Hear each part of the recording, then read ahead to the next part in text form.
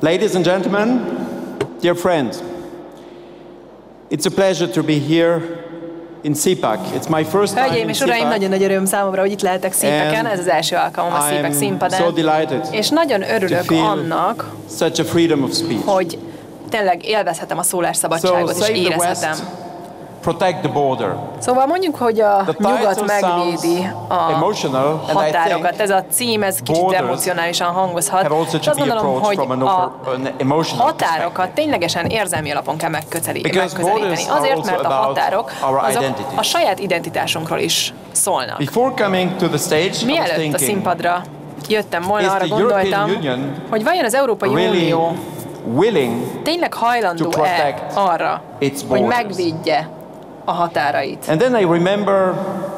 És aztán emlékeztem az Európai Bizottság DNS-ére. És mondjuk arra, hogy a bürokraták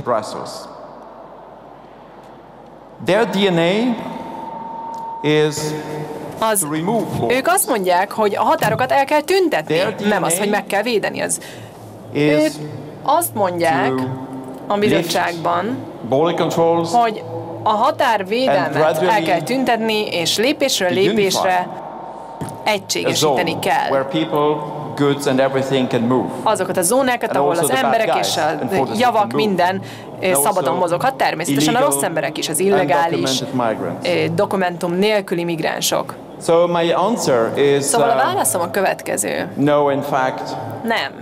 The European Union, az Európai Unió, the European Commission, az Európai Bizottság has not been able nem to volt get rid of eddig this képes arra, hogy megszabaduljon ettől a történelmi DNS-től, ami arról szól, hogy töröljük el a határokat, akkor is, amikor az Európai Unió szerepe az, hogy építsünk és erősítsük meg az úgynevezett külső határokat az Európai Unió körül, hogy megvédje az Európai Unió nemzeteit, az európaiakat. I can tell you. Elmondhatom önöknek, elmondhatom nektek. Dolgoztam már ügyvezető igazgatójaként az Európai Határügynökségnél, a Frontexnél. És azt is mondhatom,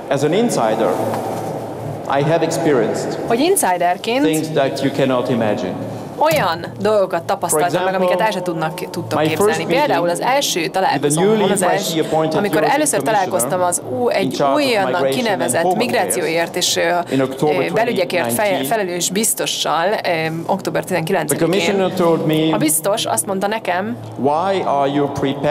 miért készülsz különböző egyenruhákkal és fegyverekkel az európai határvédelmi kiállásokra.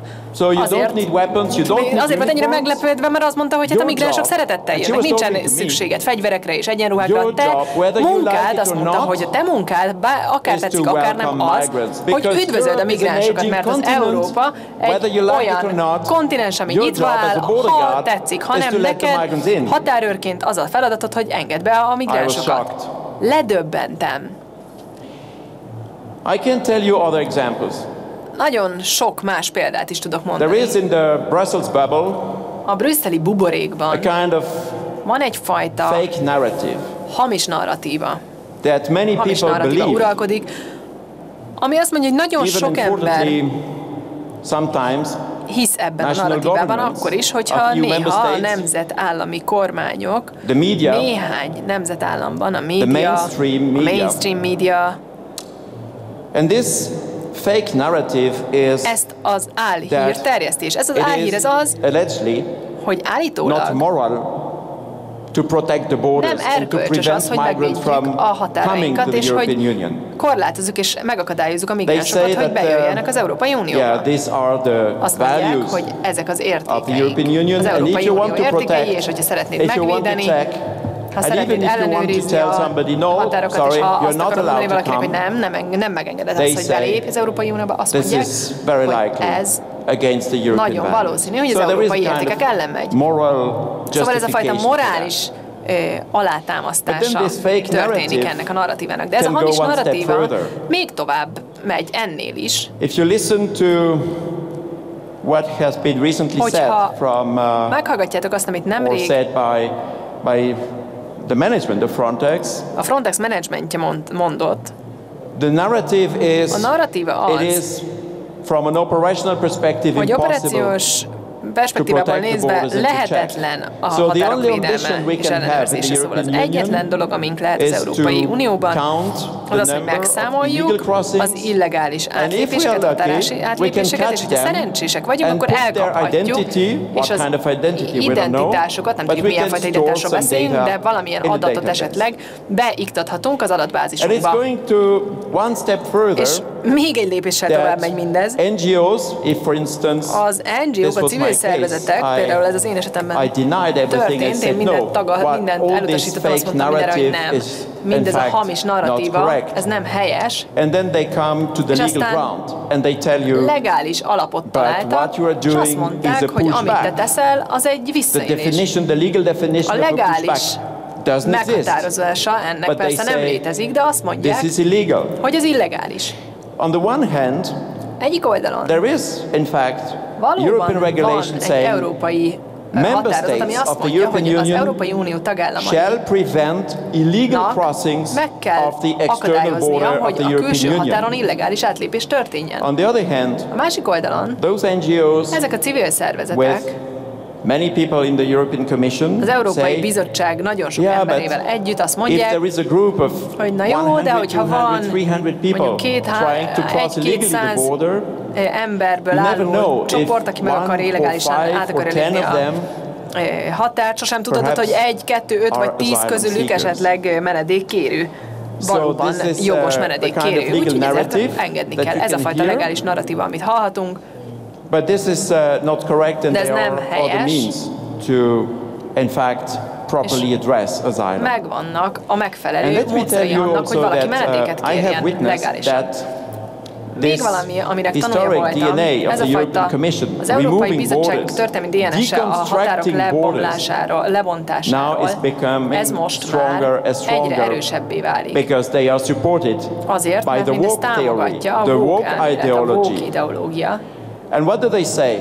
És mit mondanak? Azt mondják, those people who want to protect the borders, akik szeretnék megvédeni a határokat, they want to protect their nations, they want to protect their identity. Szeretnék a saját identitásukat megvédeni. Yeah, but what's wrong with our identity? Igen, de mi a probléma az identitásunkkal? I can give you a last example.